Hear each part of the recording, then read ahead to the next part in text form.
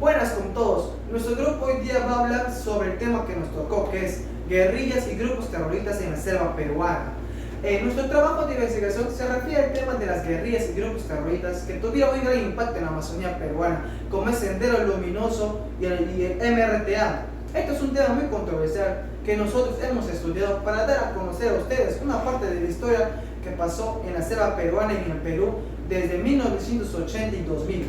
Durante estos 20 años aproximadamente, estos dos grupos terroristas causaron terror en el Perú, con muertes, coche bombas, matando por doquier, todo para llegar a sus fines, ya que acechaban en las casas, en las calles, en el campo, no tenían pudor. Y saltamos el tema, comenzaremos a hablar sobre las guerrillas, un tema muy importante, ya que tuvieron un gran impacto en la Amazonía peruana, ya que en ese entonces las guerrillas se ubicaban en la zona peruana, como es la sierra y la selva peruana.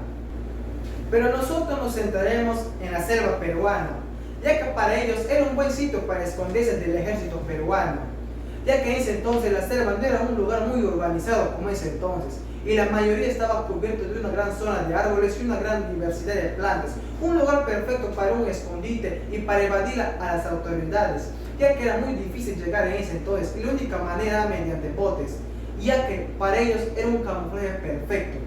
Pero estas guerrillas solo traían desgracias, más que todos estos pueblos ashánicas, ya que ellos se oponían a los ideales de los guerrilleros. Y los guerrilleros, ya viendo que no les hacían caso, la única manera era matándoles, porque si se unían o los mataban, esa era la única forma, haciendo sufrir solo gente que se defendía con arcos y flechas, y en una total desventaja, ya que los guerrilleros traían armas de fuego. No existen datos precisos, pero la mayoría de especialistas e instituciones calculan que por lo menos dejaron 55.000 muertos. Pero también nos centraremos en otro grupo guerrillero que en esos años tuvo un gran impacto, como es como es en la base de la selva, y se llamaba el Movimiento de la Izquierda Revolucionaria, dirigido por Luis de la Puente Uceda. Este grupo de guerrilleros vino muchas veces a la Amazonía escapando del ejército y ganando fuerza, pero esto no duró mucho tiempo, porque el campesinado no se interesó en el proyecto guerrillero. Las fuerzas políticas y militares, previniendo esta situación, realizaron reformas agrarias solo en las zonas más conflictivas del país, como la convención en Cusco, por lo que el campesino en general creyó que no serían necesarias acciones de este tipo, o sea, unirse a la guerrilla no era necesario porque el gobierno ya estaba aplicando algunas acciones para evitar ese tipo. A esto hay que sumar las discrepancias entre los principales dirigentes de los movimientos revolucionarios del Ejército de Liberación Nacional.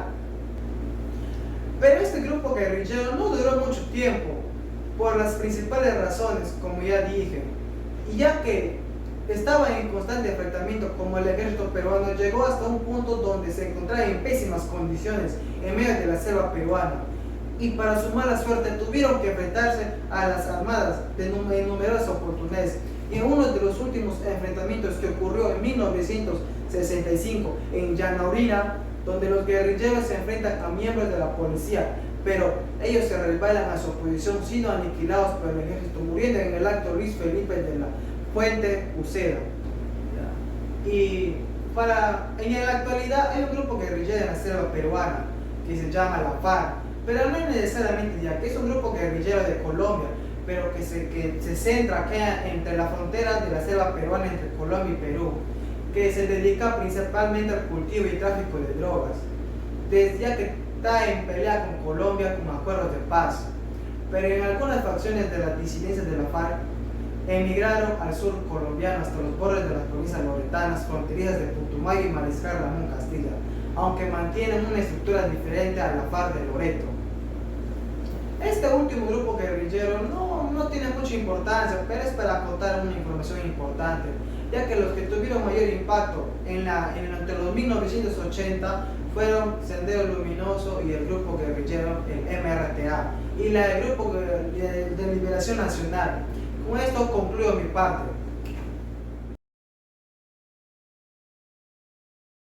Continuando con la exposición, les voy a explicar un poco más acerca del ejército que apareció justamente en la selva en ese entonces, que de una u otra manera ha atacado y ha hecho que este grupo guerrillero desaparezca de una vez por todas. Por ejemplo, el ejército peruano ha necesitado ayuda de unas fuerzas combinadas de la policía. En ese caso han atacado a esos grupos guerrilleros por la mañana, en la madrugada exactamente, y fueron derrotados más de 80 guerrilleros en ese entonces, por lo cual los miembros de un grupo clandestino del movimiento revolucionario Tupac Amaru, que han estado en ese tiempo, han sido destellados, han sido derrotados de una u otra manera. Los policías de la capital peruana, en ese caso, también han venido a la Amazonía a apoyar, ¿no? Huanqui en ese entonces era la ciudad que estaba siendo atacada, ¿no? Que en su momento ha contado con una población de 15.000 habitantes, y también recordar que algunos restos policiales también han sido derrotados, han muerto en este ataque con los grupos guerrilleros, ¿no? Por ejemplo, este ha sido uno de los ataques más fuertes, más violentos que ha habido dentro de nuestra Amazonía peruana. Ahora, voy a explicarles un poquito más acerca del inicio del terrorismo que se ha dado en la Amazonía peruana. Por ejemplo, sabemos hoy en día que desde la antigüedad hubo dos grupos en los cuales ha destacado mucho, que es el Sendero Luminoso y el MRTA, que es el Movimiento Revolucionario Tupac Amaru. Ahora, el inicio de este periodo, por ejemplo, se ha dado con las primeras acciones armadas que han sido inspiradas de una u otra manera en el año 80 por el Che Guevara. Como bien sabemos, el Che Guevara también ha venido a la Amazonía y ha dejado impactado acá, por lo cual el Sendero Luminoso ha tomado algunas de sus ideas para que se puedan aplicar acá en el ataque que se dio, ¿no? Ahora, el movimiento revolucionario Tupac Amaru ha aparecido en el año de 1984. Las acciones de estos grupos específicamente se han dado en asesinatos, secuestros, maltratos hacia las mujeres y hacia todas las personas que han sido vulnerables en su momento. Sin embargo, el Estado peruano se ha enterado de esto y ha brindado también una ayuda a la Amazonía, ha mandado a los grupos que puedan venir y puedan parar esta masacre que se ha estado dando también. Continuando, les estaba explicando que el Sendero Luminoso ha presentado su propia doctrina, es decir, el llamado Pensamiento Gonzalo, justamente porque el líder ahí era Abimael Guzmán. Él era la persona quien estaba apoyando a Sendero Luminoso y guiándole para que puedan atacar, en este caso, la Amazonía y las otras ciudades también del Perú, ¿no? Tenía un lema que se llamaba el Sendero Luminoso de José Carlos Mariátegui, y así le denominaba el tema del Sendero Luminoso.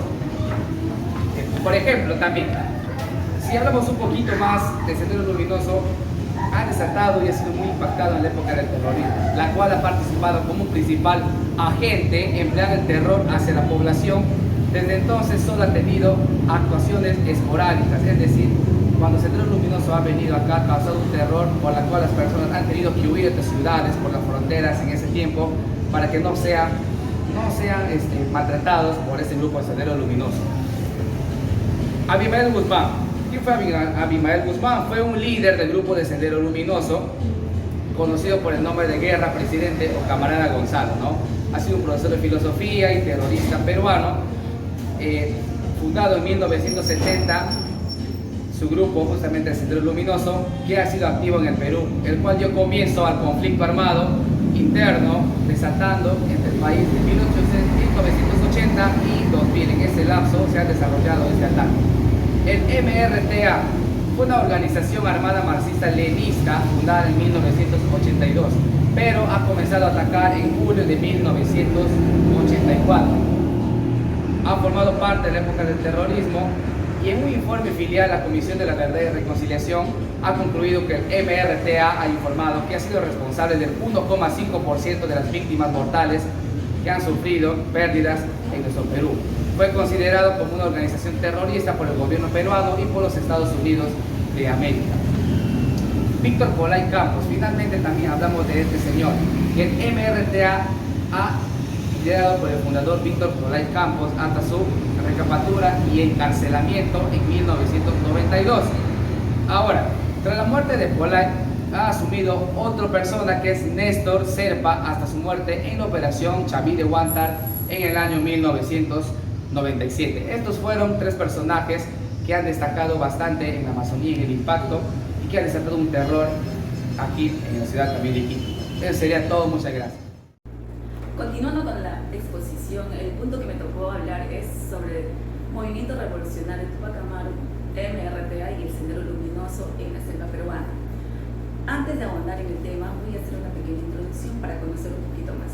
Bueno, como casi 20 años, Perú vivió sumergido a una oscuridad, se podría decir, de una guerra cruel, sanguinaria y muy extensa, ¿no? A raíz pues, de estos enfrentamientos que se vivió entre estos grupos terroristas, Sendero Luminoso y el MRTA, con el ejército peruano, que dejaron más de 70.000 muertos aproximadamente, entre soldados, revolucionarios, campesinos inocentes, homosexuales, entre otros, ¿no? Estos grupos seguían la teoría maoística, que se basaba, pues ellos creían que tenían el don de decidir sobre el bien y el mal, o sobre lo moral y lo correcto.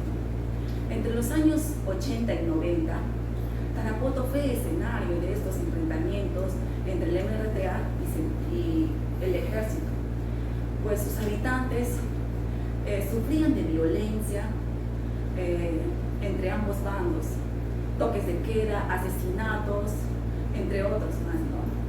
Dentro de su plan de estrategia, el MRTA puso en marcha la llamada limpieza social, que los homosexuales, drogadictos y maleantes, que se podría decir, pasaron a ser su objetivo, denominándoles pues los indeseables.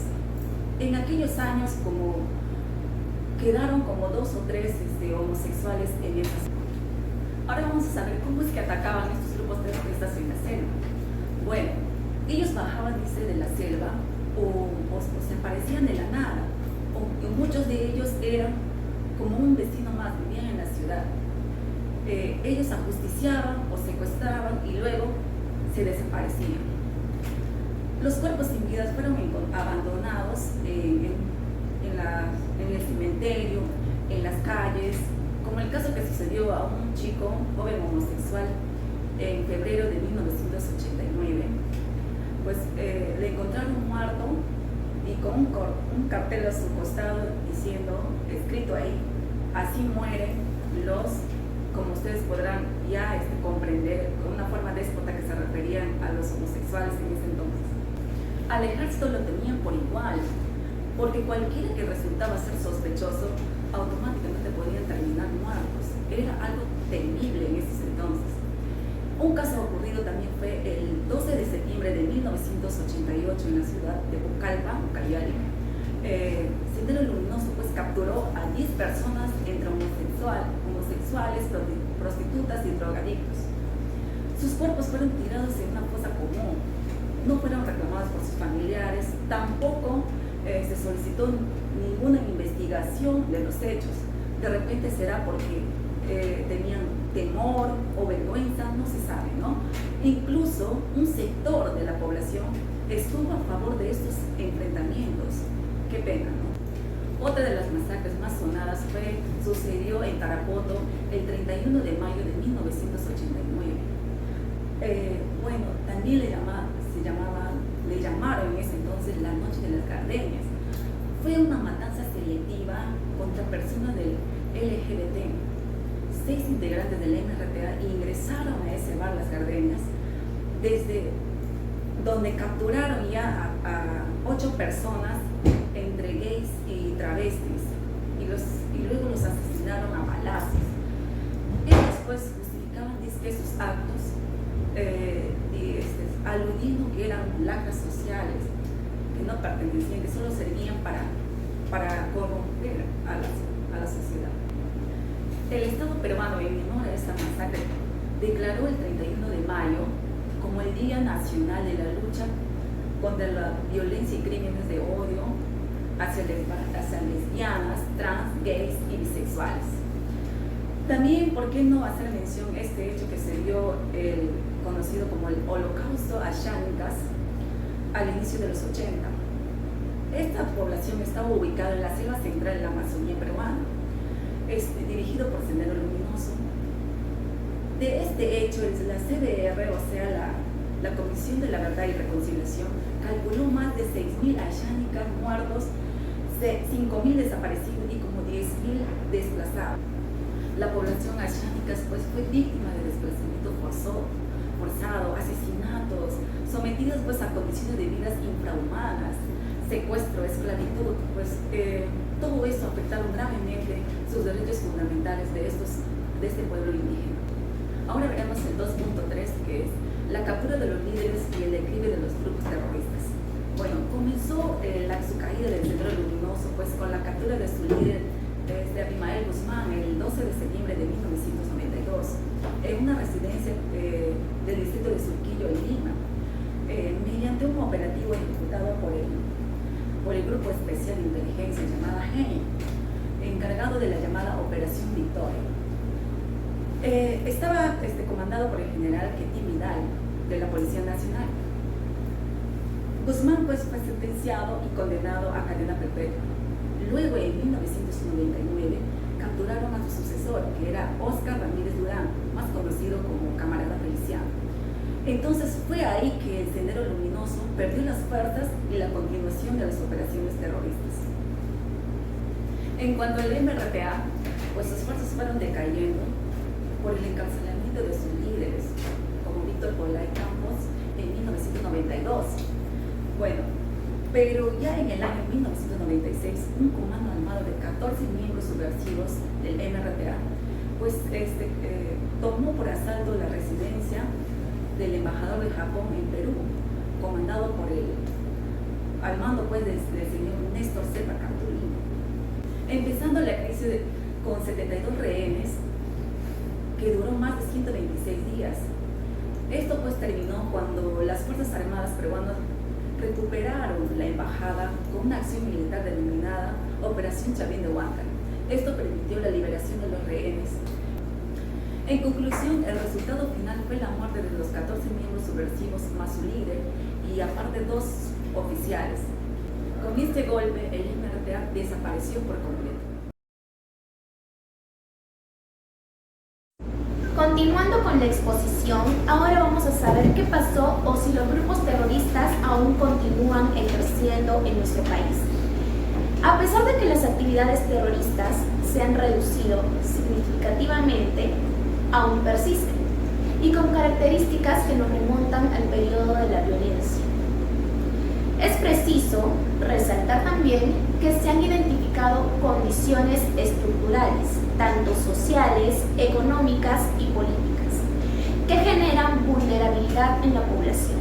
Entre ellos se encuentran la pobreza y la desigualdad en diferentes zonas del país, a las que se suman también la desconfianza de la población en los partidos políticos y también en las instituciones del Estado. Conscientes entonces de la vigencia del terrorismo, tanto en sus manifestaciones focalizadas en los valles de los ríos Apurímac, Ene y Mantaro, como en otros lugares o zonas de nuestro país. Ahora les voy a explicar un poco cómo ha sido la situación del terrorismo a partir del año 2000. En el plano político e ideológico, antiguos integrantes excarcelados de esta organización terrorista, junto con nuevos miembros mucho más jóvenes y bajo la organización de nuevos membretes, continúan reivindicando el pensamiento Gonzalo. Esto por medio de acciones de agitación y propaganda, como guía para la generación de cambios profundos en la sociedad. Ello se manifiesta como una amenaza latente, una amenaza constante a la paz en los espacios sociales y en las zonas geográficas donde operan. Según estimaciones oficiales del Registro Único de Víctimas, hasta julio de 2019, en el periodo de violencia 1980-2000, las víctimas fatales ascienden a 30.712 personas. En tanto, otras 109.223 sufrieron otras afecciones, como por ejemplo desplazamiento, tortura, violencia sexual, entre otras. Según las evidencias señaladas, en el protocolo para la atención a personas y familias rescatadas de grupos terroristas, los mismos remanentes terroristas asentados en las zonas del BRAIN continúan ejerciendo el delito de secuestro de personas. Esto en su mayoría a grupos indígenas, ¿no? Y también se aprovechan de la generación más vulnerable, que son los niños, las niñas y los adolescentes, para la explotación sexual y reproductiva y para el trabajo forzado.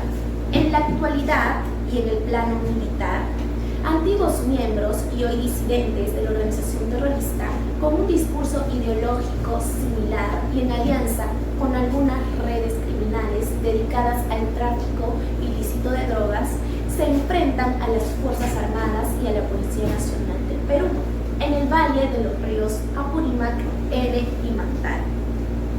A ello debe sumarse el terrorismo transnacional, representado por los combatientes terroristas extranjeros en situación de tránsito por el territorio nacional. Aunque su nivel de amenaza está muy lejos que el de la organización terrorista Sendero Luminoso, también debería venir siendo observada de manera muy precisa, ¿no? Para así saber si va a representar más adelante un verdadero peligro, ¿no? La DIRCOTE de la Policía Nacional del Perú señala que entre los años 2012 y 2018 se han registrado más de 354 acciones terroristas, en especial en el Alto Guayara, donde el líder de la organización terrorista, bueno, ex líder de la organización, Florindo Flores Ala, alias Artemio, sostuvo nexos con el narcotráfico, actividad ilícita muy desarrollada en aquella zona. En conclusión, podemos decir que el terrorismo aún sigue vigente. Claramente no tiene la misma notoriedad que tuvo en los años 1980 y hasta el 2000, porque sus actividades o sus manifestaciones son menores, se podría decir. Pero ahora dicen, como acabo de explicar, que está en relación con el narcotráfico, o sea que están trabajando juntos en las zonas en las que he mencionado durante la exposición. Bueno, eso es todo. Hola, mi nombre es Katy Sidney Espinosa Chistama y continuando con la exposición de mi grupo, yo seguiré la exposición contándoles sobre un presunto ataque que dejó al menos 18 muertos. En Lima, un 24 de marzo, en la provincia de Satipo, en la región de Junín, en el selvático valle de los ríos Apurímac, Ene y Mantaro, más conocido por BRAIN, hubo un ataque terrorista por parte del Partido Comunista Sendero Luminoso que dejó al menos 18 muertos, ¿no? El comandante en ese entonces de la policía dijo que esta guerra dejó 18 muertos, entre ellos pues 10 hombres, 6 mujeres y 2 niños, en una zona de bares y prostíbulos donde ya esa zona ya era dominada por el narcotráfico, ¿no?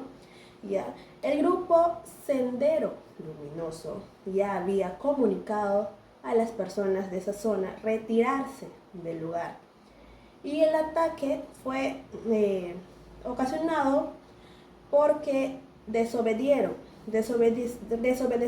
a sus órdenes, ¿no? Supuestamente por eso fue el ataque a esa zona. En las imágenes se pueden mostrar imágenes de bala, ¿no? Y un panfleto de un logo, con el logo de Partido Comunista Sendero Luminoso. Y en el panfleto se demostraba y hacía comunicar a las personas que no voten por la candidata Keiko Fujimori a la presidenta, ¿no? Como todos sabemos, el Partido Comunista Sendero Luminoso fue responsable mayor de conflictos durante la década del siglo 80 y 2000, ¿no? Bueno, y en conclusión, podemos decir que estas guerrillas ocasionadas por los grupos terroristas Sendero Luminoso y el Movimiento Revolucionario Tupac Amaru dejaron una época muy triste, muy oscura, no solo en la selva del Perú, sino obvio, no todo el Perú también, pero ya enfocándonos en solo la selva, en sí dejó mucho que decir, ¿no? No solo maltrató, ¿no?, la ciudad, las zonas de la selva, sino también perjudicaron también a sus gente, ¿no? Como por ejemplo a los Ixanincas, que hoy en día siguen viviendo ese temor, ¿no?, de haber estado en medio de esa guerra, ¿no? Y también que eran olvidados por el Estado también.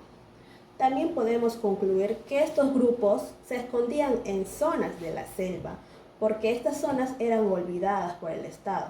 Su acceso era denso, ¿no?, en ese entonces. Y por último, muchas personas se preguntan si Sendero Luminoso sigue existiendo o no.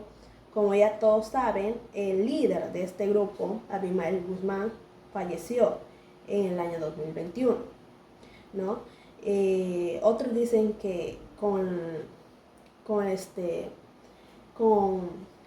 la captura de Artemio ya dejó de existir el grupo terrorista. Así que por eso nos preguntamos todos si aún existe ese grupo, ¿no?, de terroristas. Aún no sabemos. Eso es la conclusión de mi grupo. Muchas gracias.